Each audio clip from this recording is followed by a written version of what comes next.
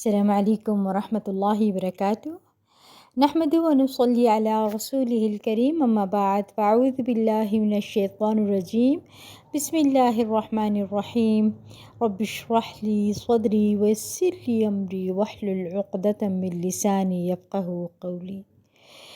آج انشاءاللہ ہم پڑھیں گے سیدہ ہند بنت عتبہ رضی اللہ عنہا کے بارے میں۔ ہند قبیلہ قریش سے تھیں۔ سیدہ ہند بنت عتبہ بن ربیعہ بن عبد شمس بن عبد مناف، ان کے والد عتبہ قریش کے معزز رئیس تھے۔ یہ وہی عتبہ ہیں نبی کریم صلی اللہ علیہ وسلم کی خدمت میں حاضر ہوا۔ آپ نے اسے قرآن آیات سنائی تو اپنی قوم کے پاس جا کر کہنے لگا کہ میں نے جو کلام سنا ہے یہ کسی جادوگر کا کلام ہے، نہ کسی شاعر کا اور نہ کسی نجومی کا، لیکن وہ اسلام قبول نہ کر سکا۔ جنگ بدر میں وہ اپنے بھائی شیبہ کے ساتھ مارا گیا، جس میں مشرکین کے اور بہت سے دیگر سردار بھی مارے گئے۔ ہند بنت عتبہ کی والدہ کا نام صفیہ بنت امیہ تھا۔ خاوند کا نام ابو سفیان بن حرب، جو قبیلہ امیہ کے مشہور سردار تھے، اور ابو جہل کے بعد مکہ والوں نے انہیں اپنا سردار بنا لیا تھا۔ اور بیٹے کا نام معاویہ بن ابو سفیان تھا۔ سیدہ ہند کی خوبیاں: ہند فصاحت و بلاغت، جرأت و شجاعت، حوصلہ مندی، ثابت قدمی، خود اعتمادی اور خاندانی وجاہت کے اعتبار سے ایک بلند پایہ خاتون تھیں، یعنی یہ ان کی پرسنالٹی کی خاص خصوصیات ہیں۔ ایک دن ہند نے اپنے چھوٹے بیٹے معاویہ کو پکڑا ہوا تھا۔ دونوں کہیں چلے جا رہے تھے کہ کسی نے کہا، اگر تیرا بیٹا زندہ رہا تو یہ اپنی قوم کا سردار بنے گا۔ سیدہ ہند فرمانے لگیں، صرف اپنی قوم کا سردار؟ میں تو اسے دنیا بھر کا سربراہ دیکھنا چاہتی ہوں۔ اگر یہ صرف اپنی قوم کا سردار بنا تو پھر اس کا کیا کمال ہوا۔ جب سیدنا معاویہ رضی اللہ عنہ بڑے ہوئے تو انہوں نے اپنی والدہ محترمہ کے بارے میں اس تاثر کا اظہار کیا کہ میری والدہ زمانہ جاہلیت میں بڑی خطرناک خاتون تھی، اور اسلام قبول کرنے کے بعد یہ خیر و بھلائی کی پیکر خاتون بن گئی۔ اس کے بارے میں ہم آگے پڑھیں گے انشاءاللہ، کیونکہ ہند کی شخصیت جب آپ جانتے جائیں گے تو آپ دیکھیں گے کہ اسلام کس طرح لوگوں کے اندر تبدیلی پیدا کرتا ہے، اور نبی صلی اللہ علیہ وسلم نے کس طرح دشمنوں کو اپنا دوست بنایا، اور کس طرح خطرناک لوگ اسلام کے لیے انتہائی وفادار بن گئے، اور یہی آپ صلی اللہ علیہ وسلم کی کامیابی ہے۔ اس کے برعکس امت کیا کر رہی ہے، اور آج ہم کیا کر رہے ہیں؟ مسلمان کو کاٹ رہا ہے۔ ہم دوستوں کو بھی دشمن بنانے کے ماہر ہیں۔ دیکھیے کتنا بڑا فرق ہے۔ نبی صلی اللہ علیہ وسلم کا ظرف دیکھیے، آپ صلی اللہ علیہ وسلم کی دعوت کا انداز دیکھیے، اور کمال دیکھیے کہ کس طرح آپ صلی اللہ علیہ وسلم نے ان لوگوں کو دین کا رہنما بنایا جو سال ہر سال تک دین کی مخالفت کرتے رہے۔ خود ہند بھی 20 سال تک مخالفت کرتی رہیں، مگر پھر کس طرح بالآخر آپ صلی اللہ علیہ وسلم سے متاثر ہوئیں، اور پھر یہ دیکھیں کہ کیسے آپ صلی اللہ علیہ وسلم نے ان کو معاف کر دیا، کیونکہ سیدہ ہند نے آپ صلی اللہ علیہ وسلم کو بہت بڑا زخم لگایا تھا۔ جب سیدنا حمزہ رضی اللہ عنہ کی شہادت، پھر ان کی لاش کا غسل کیا گیا۔ زمانہ جاہلیت میں سیدہ ہند رضی اللہ عنہ کا خاوند فاقہ بن مغیرہ مخزومی تھا۔ یہ واقعہ کہتے ہیں کہ طبرانی نے روایت کیا ہے، مگر یہ واقعہ ضعیف ہے، ٹھیک ہے۔ بہرحال اس کتاب میں ہے تو آپ اس کو دیکھ لیں۔ کہتے ہیں کہ اس نے ایک مہمان خانہ بنا رکھا تھا، لوگ اس میں بغیر کسی پیشگی اطلاع کے رہائش رکھ سکتے تھے۔ ایک مرتبہ جب سب مہمان چلے گئے تو اس کا خاوند کسی کام کی غرض سے کہیں چلا گیا۔ ہند نے جب دیکھا کہ مہمان خانہ خالی ہے تو وہاں آرام کرنے کے لیے چلی گئیں۔ وہاں ان پر نیند غالب آ گئی تو وہ سو گئیں۔ اس دوران میں ایک مہمان آیا، اس نے جب دیکھا کہ مکان کی مالکہ گہری نیند سوئی ہوئی ہے تو وہاں سے واپس چلا گیا۔ راستے میں اسے مہمان خانے کا مالک فاقہ بن مغیرہ ملا، جو ہند کا شوہر تھا۔ جب وہ مہمان خانے میں داخل ہوا تو دیکھا کہ اس کی بیوی ہند گہری نیند سوئی ہوئی ہے۔ اسے پاؤں کی ٹھوکر مار کر جگایا اور مہمان خانے سے واپس جاتے شخص کے بارے میں پوچھا کہ وہ کون تھا اور یہاں کیوں آیا تھا۔ ہند نے لا علمی کا اظہار کرتے ہوئے کہا کہ میں نے تو یہاں کسی شخص کو نہیں دیکھا اور نہ یہاں کوئی آیا ہے۔ جب اس نے دھمکی آمیز لہجے میں پوچھا تو اسے احساس ہوا کہ میرا خاوند میرے بارے میں شکوک و شبہات میں مبتلا ہے۔ اس کے خاوند نے اسے اس کے میکے بھیج دیا۔ کہتے ہیں کہ یہی واقعہ ہند کی طلاق کا سبب بنا۔ یہ بات لوگوں میں جنگل کی آگ کی طرح پھیل گئی کہ گھر گھر میں یہ باتیں ہونے لگیں، جسے دیکھو اس کی زبان پر اسی بات کا تذکرہ ہے۔ ہند کے والد اور اس کے خاوند کے درمیان یہ طے پایا کہ اس کا حل یمن کے مشہور و معروف نجومی سے کرایا جائے، تو دونوں اس کے پاس پہنچے، اسے صورتحال سے آگاہ کیا۔ ہند کے ساتھ چند دیگر خواتین بھی تھیں۔ نجومی نے ان عورتوں پر نگاہ ڈالتے ہی ہند کی طرف اشارہ کرتے ہوئے کہا، یہ خاتون بد کردار نہیں ہے۔ اللہ عالم۔ مگر یہ واقعہ ایک ضعیف کہانی ہے، کسی حد تک ٹھیک بھی ہے، کیونکہ بعض دوسری کتابوں میں ملتا ہے کہ میاں بیوی میں جھگڑا ہوا تھا جس بنا پر طلاق ہوئی تھی۔ ٹھیک ہے۔ اس نے کہا کہ مستقبل میں اس کے ہاں بیٹا ہوگا جو بادشاہ بنے گا۔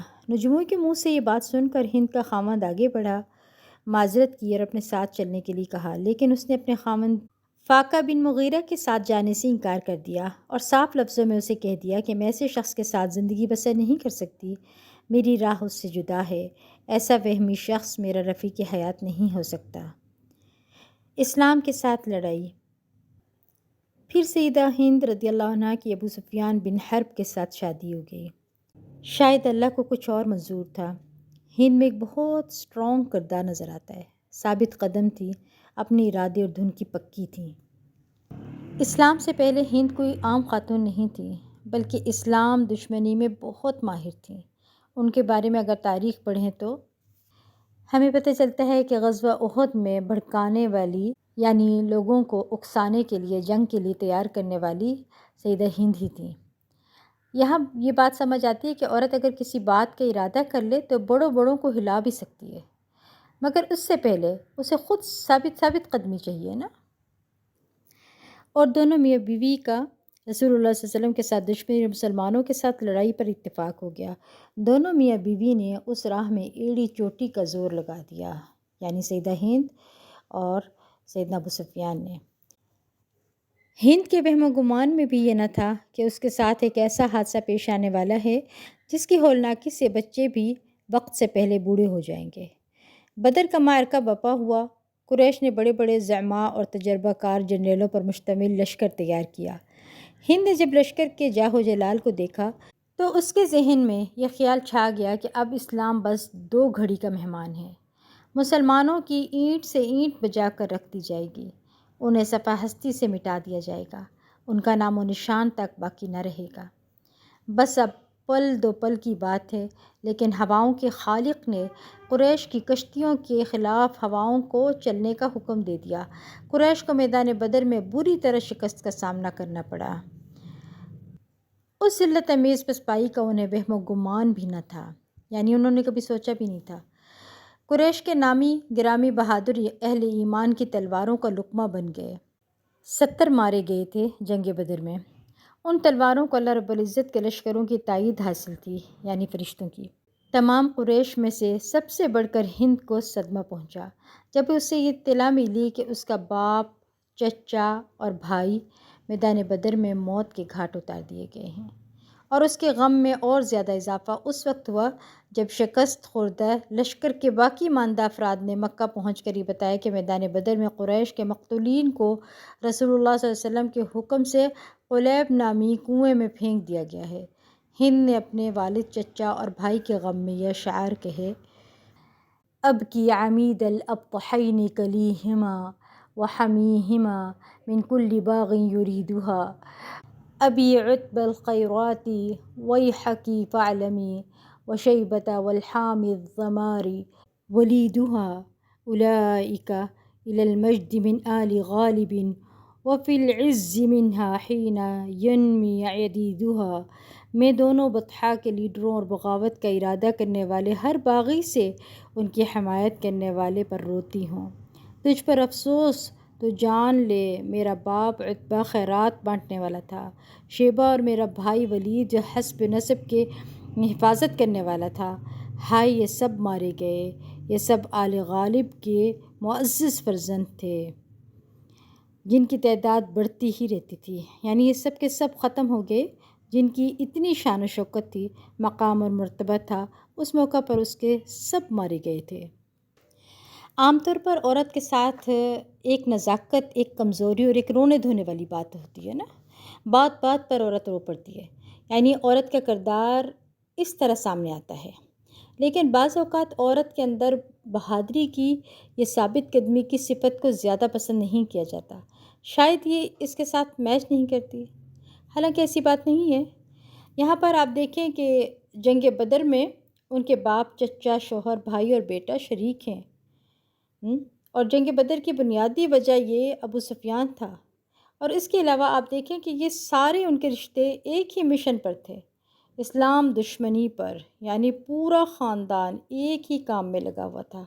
اور کہا یہ جاتا ہے کہ قریش کی عورتیں 1 مہینے تک روتی رہی تھیں، نوحہ بیان کرتی رہیں، سر کے بال نوچے، کپڑے پھاڑ ڈالے، اور جب بھی کوئی مقام بدر سے گھوڑے پر سوار وہاں سے ہو کر آتے تو خواتین اس کے ارد گرد جمع ہو جاتی اور چیخنے چلانے لگتی اور اپنے مالک کو آوازیں دینے لگتی، مگر ہند کا ریئیکشن بالکل فرق تھا، یعنی باقی سارا شہر رو رہا تھا لیکن ہند نہیں رو رہی تھی۔ اور یہ بڑی عجیب بات ہے، کیونکہ عام طور پر ایسے موقع پر ہم کیا کرتے ہیں؟ یقیناً رونے لگتے ہیں نا۔ ٹھیک ہے، رونے کا ایک فائدہ یہ ہوتا ہے کہ ایسے موقع پر جو غم اور غصہ ہوتا ہے وہ ختم ہو جاتا ہے، اس کے بعد یہ بھول جاتے ہیں کہ کچھ ہوا تھا۔ لیکن سیدہ ہند کی پرسنالٹی میں آپ دیکھیں تو بہت مختلف بات ہے، وہ روتی نہیں ہے۔ جب عورتوں نے دیکھا کہ ہند رو نہیں رہی تو عورتیں مل کر اس کے پاس آ گئیں اور کہنے لگیں، کیا تجھے اپنے باپ، بھائی، چچا کی موت پر رونا نہیں آیا؟ کیا آنسو ختم ہو گئے؟ کیا بات ہے، تم روتی کیوں نہیں؟ یعنی تانے دے دے کر رلانے لگے۔ تو اس نے جواب میں کہا کہ اصل بات یہ ہے کہ جب میں ان پر روں گی تو مدینہ میں محمد صلی اللہ علیہ وسلم اور ان کے ساتھی خوش ہوں گے، یعنی ہمارے دشمن خوش ہوں گے، اس لیے میں روں گی نہیں۔ اللہ کی قسم میں محمد اور اس کے ساتھیوں سے بدلہ لے کر رہوں گی۔ تو ان کی یہ خاموشی زیادہ خطرناک تھی۔ کہنے لگیں کہ جب میں ان سے جنگ نہ کر لوں، یعنی جب تک میں ان سے جنگ نہ کر لوں، میں اپنے سر میں تیل نہیں ڈالوں گی۔ اللہ کی قسم، جب میں یہ جان لوں کہ غم میرے دل سے ختم ہو گیا، پھر میں رونا شروع کر دوں گی، یعنی پہلے بدلہ لوں گی پھر روں گی۔ میرے یہ غم اس وقت ختم نہ ہوگا جب تک میں اپنے پیاروں کا بدلہ نہ لے لوں۔ ہند اپنے اس عزم پر بدستور قائم رہی، اپنے سر میں تیل نہ ڈالتی اور نہ ہی ابو سفیان کے بستر پر قریب جاتی، لوگوں کو مسلسل جنگ کے لیے ابھارتی رہتی اور غزوہ احد کے لیے انہیں بھڑکایا، یعنی جنگ بدر سے لے کر غزوہ احد تک چین نہیں لیا انہوں نے۔ اور پھر جب جنگ احد کے لیے تیاری ہونے لگی، اس نے بڑھ چڑھ کر خوب بھڑکایا لوگوں کو کہ تمہیں جانا ہے، اور کہا کہ میں خود بھی ساتھ چلوں گی۔ ٹھیک ہے، لشکر والوں نے کہا کہ ہم عورتوں کو ساتھ نہیں لے کر جاتے۔ اس پر وہ زور زور سے چیخنے چلانے لگی کہ ہمیں کوئی اس طرح واپس نہیں کر سکتا، ہم ضرور جائیں گی، تم لوگوں نے پہلے بھی ایسے ہی کیا تھا، جنگ بدر میں عورتوں کو واپس بھیج دیا تھا، اب ہم باز نہیں آئیں گی۔ اس طرح جب یہ روانہ ہوئے تو عورتیں بھی ان کے ساتھ تھیں، کل یہ 15 عورتیں تھیں۔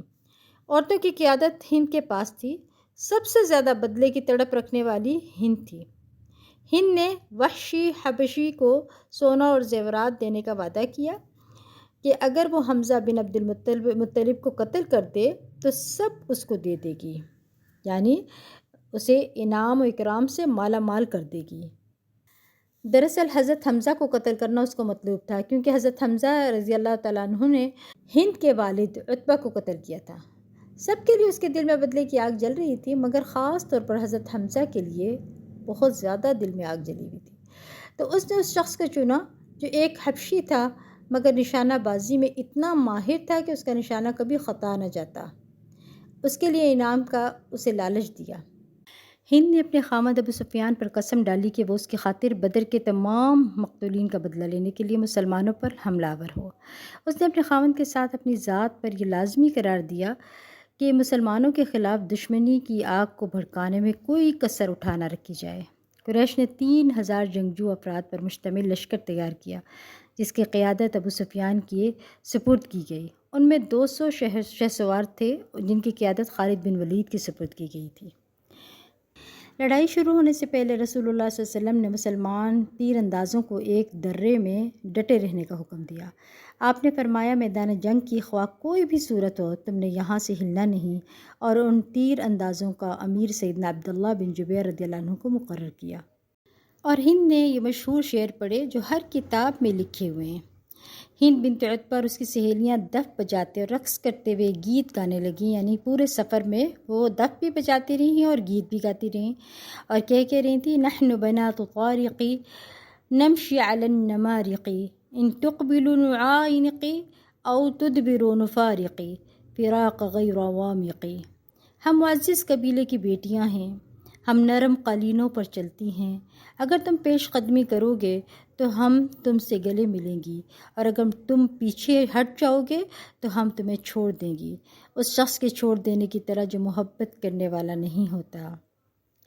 یہ لوگ دف بجا رہے تھے، گانے گا رہے تھے، اشعار کر رہے تھے، اس طرح سے یہ لوگ جا رہے تھے، اور دوسری طرف مسلمان اس موقع پر اللہ کا کثرت سے ذکر کر رہے تھے۔ ہند غلام وحشی بن حرب کی حرکات و سکنات پر نظر جمائی ہوئی تھی، یعنی پورا ٹائم ان کے اوپر نظر جمائی تھی۔ آپ دیکھیں کہ وہ بھڑکا بھی رہی تھی مگر اپنے مقصد سے غافل نہیں تھی، لوگوں کو ابھار بھی رہی تھی، لوگوں سے باتیں بھی کر رہی تھی، اشعار بھی پڑھی، سب کچھ رہی، لیکن وہ دیکھ رہی تھی کہ وحشی کیا کر رہا ہے۔ وہ اسے کیا کہہ رہی تھی، اے ابو دسمہ کیا دیکھتے ہو، دشمن پر ایسی کاری ضرب لگاؤ کہ دل خوش ہو جائے۔ اس کو بھی ابھار رہی تھی، یعنی صرف ان باقی لوگوں کو نہیں، وحشی کو بھی ابھار رہی تھی۔ وحشی نے اپنے نیزہ پکڑا اور اپنا نشانہ سیدنا حمزہ رضی اللہ عنہ کی طرف سیدھا کیا۔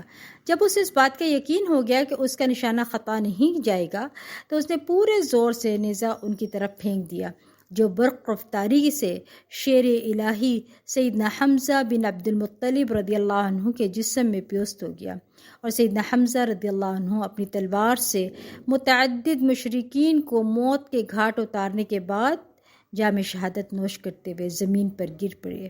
ہند کی دلی تمنا پوری ہوئی، اپنا خنجر ہاتھ میں لیے جلدی سے سیدنا حمزہ رضی اللہ عنہ کی لاش کی طرف لپکی۔ اس نے اپنے خنجر کا وار کر کے ان کی ناک اور کان کاٹ دیے، پھر پیٹ چاک کر کے جگر نکالا اور اسے اپنے دانتوں سے چبانے لگی، چبا کر اسے باہر پھینک دیا اور نگل نہ سکی۔ وحشی بن حرب میدان جنگ چھوڑ کر چلا گیا، اسے اب لڑائی کی کوئی ضرورت نہ تھی، اس نے جو کرنا تھا کر لیا۔ اپنی اس گھناؤنی حرکت کے بعد اب اس نے میدان جنگ میں رہ کر کیا کرنا تھا۔ اس طرح ہند کی زندگی کی سب سے بڑی تمنا پوری ہوئی۔ یہ سب وہ اپنے باپ اور بھائی کی محبت میں کر رہی تھی نا۔ تو ہم مسلمان اللہ اور اس کے رسول کی محبت کے دعوے تو کرتے ہیں، مگر ہم ان کی خاطر کرتے کیا ہیں؟ ہم شارٹ کٹ چاہتے ہیں کہ دعویٰ بھی کریں، نعرے بھی لگائیں، اور اللہ ہمارا کام کروا بھی دے خود سے ہی، ہمیں خود کچھ نہ کرنا پڑے، ہم بغیر کچھ کیے کامیابی اور انعام تعریفیں سب چاہتے ہیں۔ اور آپ دوسری طرف ہند اور وحشی کو دیکھیں، اپنے مقصد کو کس طرح سے فوکس کر رکھا ہے اور مقصد میں کامیاب بھی ہوئے۔ آپ ہند کی دلیری دیکھیں کہ حضرت حمزہ جیسے شخصیت کے کان اور ناک کاٹے اور پھر لیور کو کاٹ کر نکال کر چبا لیا، یعنی پہلے پیٹ کاٹا، ظاہر ہے پھر لیور کو کاٹ کر نکال کر چبایا، یہ معمولی بات ہے کیا؟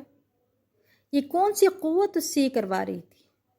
صرف قوم کے چند لوگوں کا انتقام؟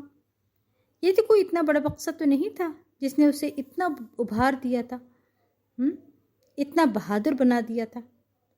تو کیا اللہ اور اس کے رسول صلی اللہ علیہ وسلم کی محبت اور اس کے دین کی خدمت اس سے چھوٹا کام ہے جو ہم کچھ بھی نہیں کر سکتے؟ درے میں متعین تیر اندازوں نے نبی کریم صلی اللہ علیہ وسلم کے حکم کے برخلاف درے کو خالی چھوڑ دیا، حالانکہ ان کے امیر نے انہیں ایسا کرنے سے روکا تھا۔ جب خالد بن ولید نے دیکھا کہ درہ خالی ہے تو اس نے موقع کو غنیمت جانتے ہوئے اپنے لشکر کے شہ سواروں کی قیادت کرتے ہوئے اس درے کی جانب سے لشکر اسلام پر حملہ کر دیا اور اپنی تلواروں کو مسلمانوں کے خون سے خوب سیراب کیا۔ اس موقع پر جھنڈا بردار سیدنا مصعب بن عمیر، غسیل الملائکہ سیدنا حنظلہ، سیدنا سعد بن ربیع، سیدنا عمرو بن حرام اور سیدنا عمرو بن جموح رضی اللہ عنہم جیسے جلیل القدر صحابہ کرام جام شہادت نوش کر گئے اور لشکر اسلام کو سخت مشکلات کا سامنا کرنا پڑا۔ رسول اللہ صلی اللہ علیہ وسلم کے سر کی خود ٹوٹ گئی، جس سے آپ کی پیشانی زخمی ہو گئی اور آپ کے ہونٹ بھی زخمی ہو گئے۔ رسول اللہ صلی اللہ علیہ وسلم کو زخمی حالت میں دیکھ کر سیدنا طلحہ بن عبیداللہ رضی اللہ عنہ آگے بڑھے اور انہوں نے آپ صلی اللہ علیہ وسلم کو اپنی پیٹھ پر اٹھایا اور لڑائی میں مشغول افراد کی صفوں کی پچھلی جانب چلے گئے، جہاں صحابہ کرام رضی اللہ عنہم کی جماعت نے رسول اللہ صلی اللہ علیہ وسلم کو اپنے گھیرے میں لے لیا تاکہ کوئی دشمن آپ تک نہ پہنچ سکے۔ رسول اللہ صلی اللہ علیہ وسلم کو اپنے چچا سیدنا حمزہ بن عبد المطلب کی جدائی کا بہت صدمہ ہوا۔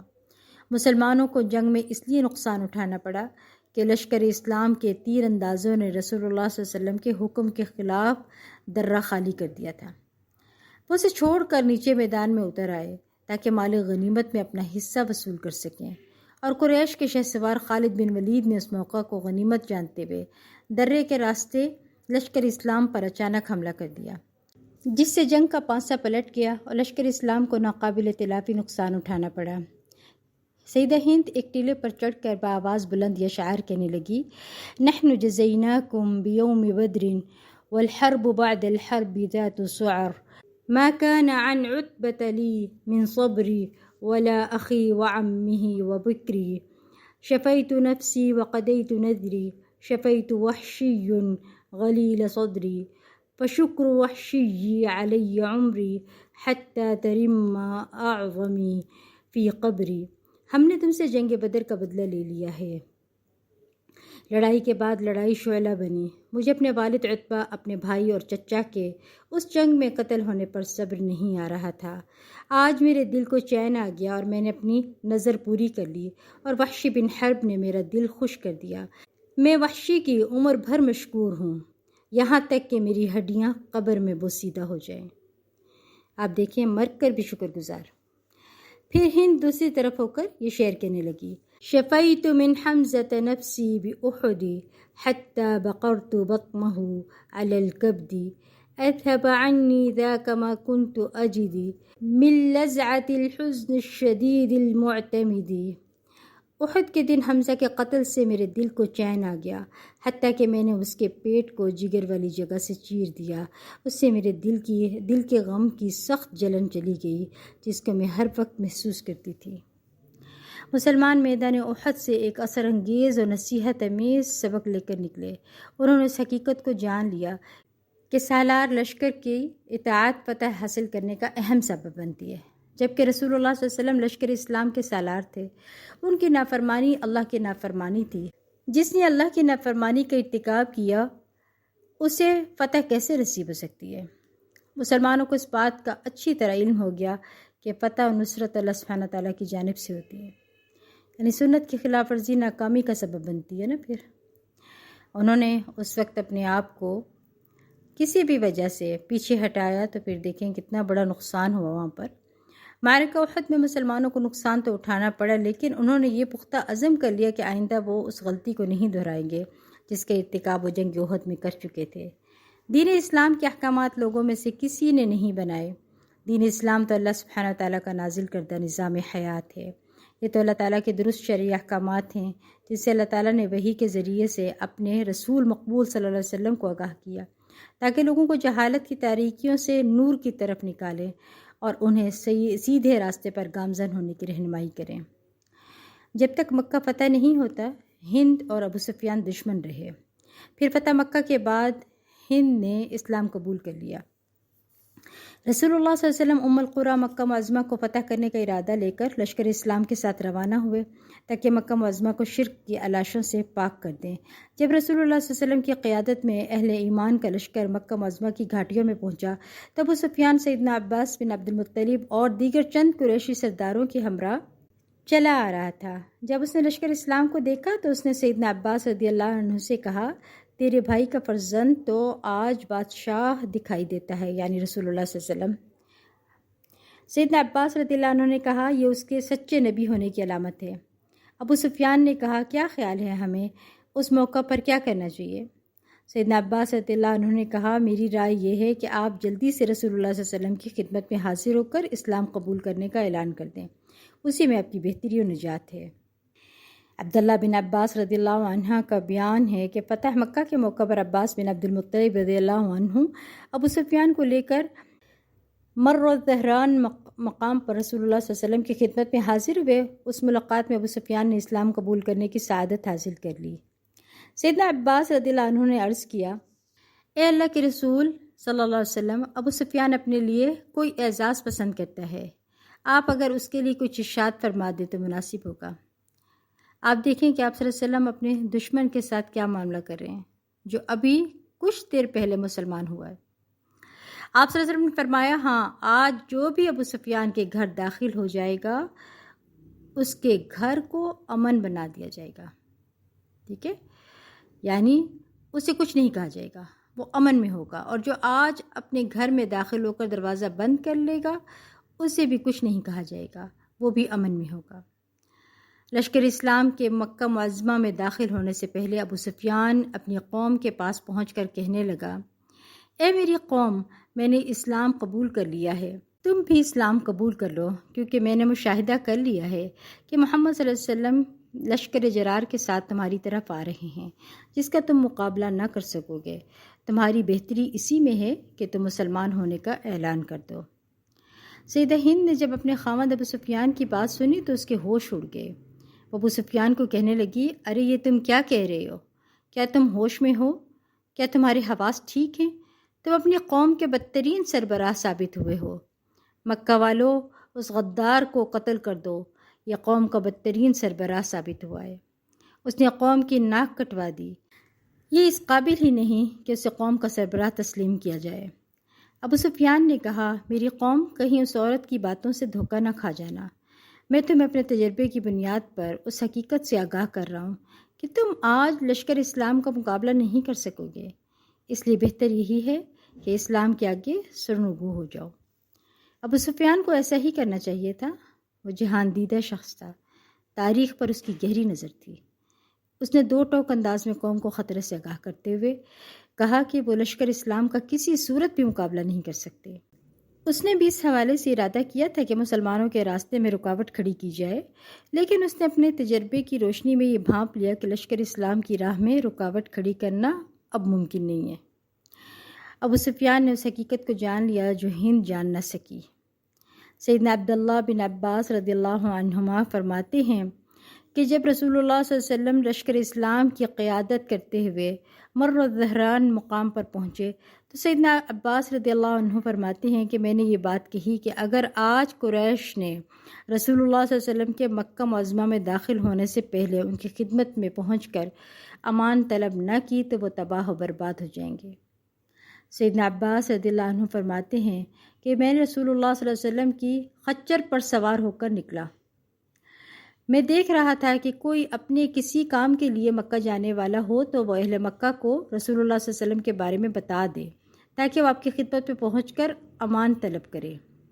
یعنی حضرت عباس کے دل میں مکہ والوں کے لیے ہمدردی تھی، اس لیے انہیں جا کر نصیحت کی۔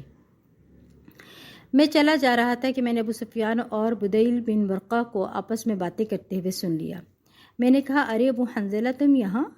ابو سفیان نے میری آواز کو پہچان لیا اور کہا، ابو الفضل، یہ ام الفضل کی شوہر تھے نا حضرت عباس، ان کے بیٹے کا نام تھا فضل۔ ابو الفضل ہے؟ میں نے کہا ہاں۔ اس نے کہا، میرے ماں باپ صدقے، آپ یہاں کیسے؟ میں نے کہا، یہ دیکھو رسول اللہ صلی اللہ علیہ وسلم اپنا لاؤ لشکر لے کر پہنچ گئے ہیں۔ میں نے کہا، اب کیا کرنا چاہیے؟ کوئی ہیلا بتاؤ۔ یہ کہتے ہوئے میرے پیچھے سوار ہو گیا اور اس کا ساتھی بدیل بن ورقہ واپس چلا گیا۔ جب صبح ہوئی تو میں ابو سفیان کو لے کر رسول اللہ صلی اللہ علیہ وسلم کی خدمت میں پہنچ گیا۔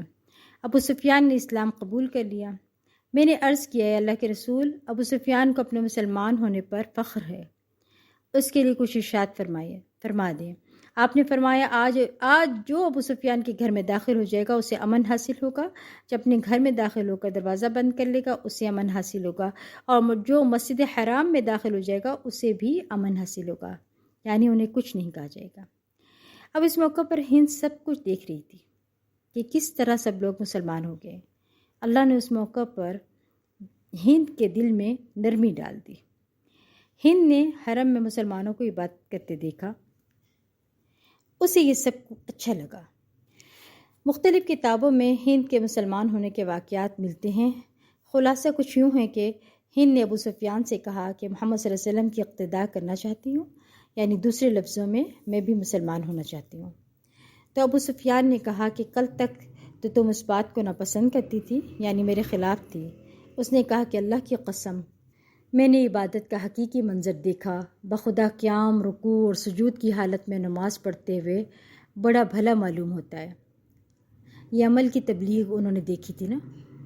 اس نے کہا کہ جو تمہارے جی میں آئے کرو، اپنے ساتھ برادری کا کوئی فرد لیتی جانا، اکیلی نہ جانا، کیونکہ ابو سفیان کو پتہ تھا کہ انہوں نے بہت ظلم کیا ہوا ہے۔ اس نے جانے کی اجازت دے دی۔ ایک روایت میں آتا ہے کہ وہ حضرت عثمان کے پاس گئیں، ایک اور روایت میں آتا ہے کہ حضرت عمر رضی اللہ عنہ کے پاس گئیں۔ اس کے ساتھ وہ خواتین بھی تھیں جنہوں نے اسلام قبول کر لیا تھا۔ تو حضرت عثمان رضی اللہ عنہ یا پھر حضرت عمر رضی اللہ عنہ ان کے ساتھ آپ صلی اللہ علیہ وسلم کے پاس گئے اور آپ صلی اللہ علیہ وسلم سے اس کے لیے اجازت طلب کی، اور وہ نقاب اوڑھے ہوئی تھی، کیونکہ اس زمانے کی جو سردار خواتین ہوتی تھیں وہ نقاب کرتی تھیں، یہ ان کی شان بھی ہوتی تھی، اور ان کو اس بات کا ڈر بھی تھا کہ حضور صلی اللہ علیہ وسلم نے انہیں پہچان لیا تو کیا ہوگا، یعنی خوف زدہ بھی تھی۔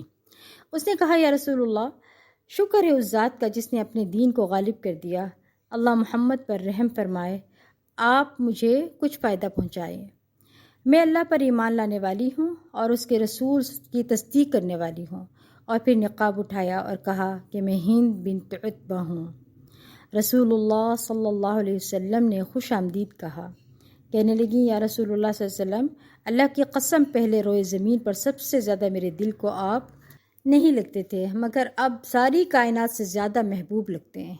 پھر آپ صلی اللہ علیہ وسلم نے قرآن پڑھ کر سنایا اور ان سے بیعت لی کہ تم مجھ سے اس شرط پر بیعت لوگی کہ اللہ کے ساتھ کسی کو شریک نہیں ٹھہراؤ گی۔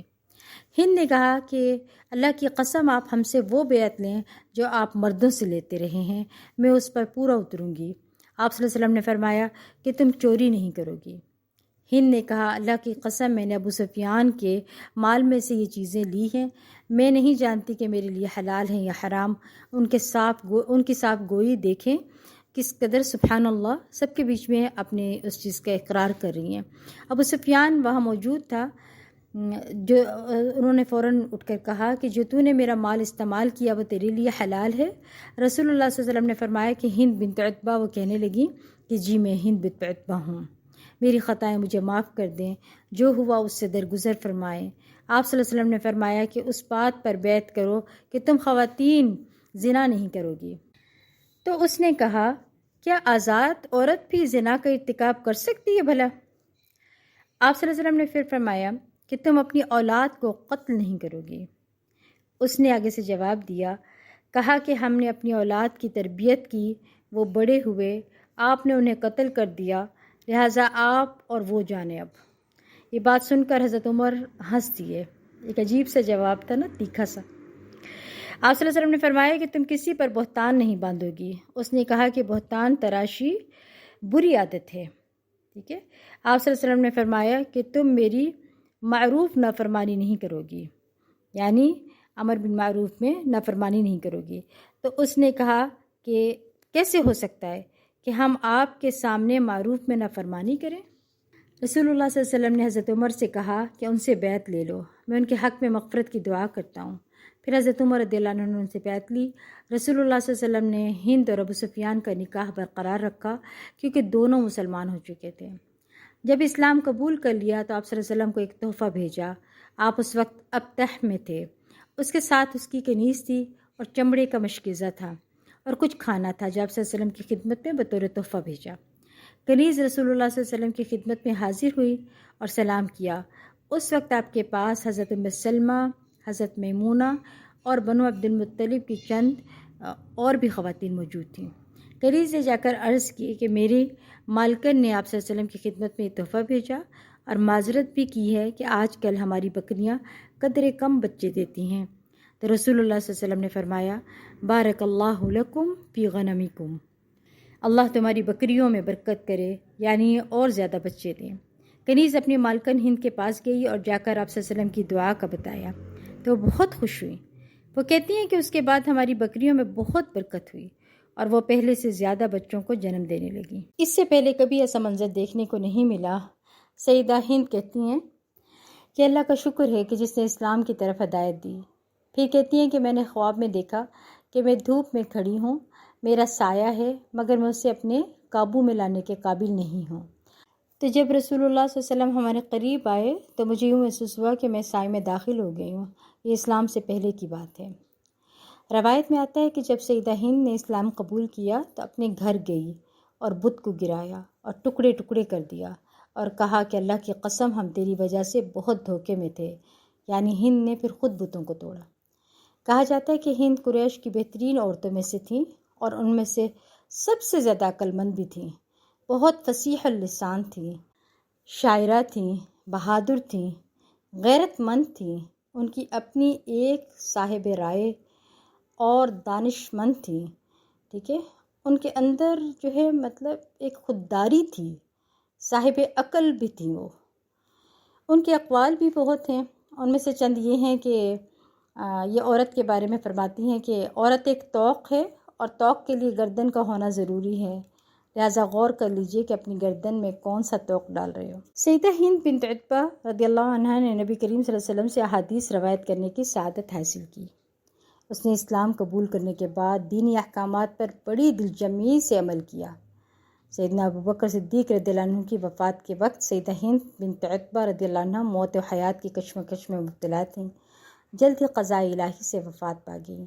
اللہ تعالیٰ ان پر اپنی رحمت کی برکھا برسائے اور اپنی خوشنودی سے نوازے، آمین یا رب العالمین۔ وآخر دعوانا الحمدللہ رب العالمین۔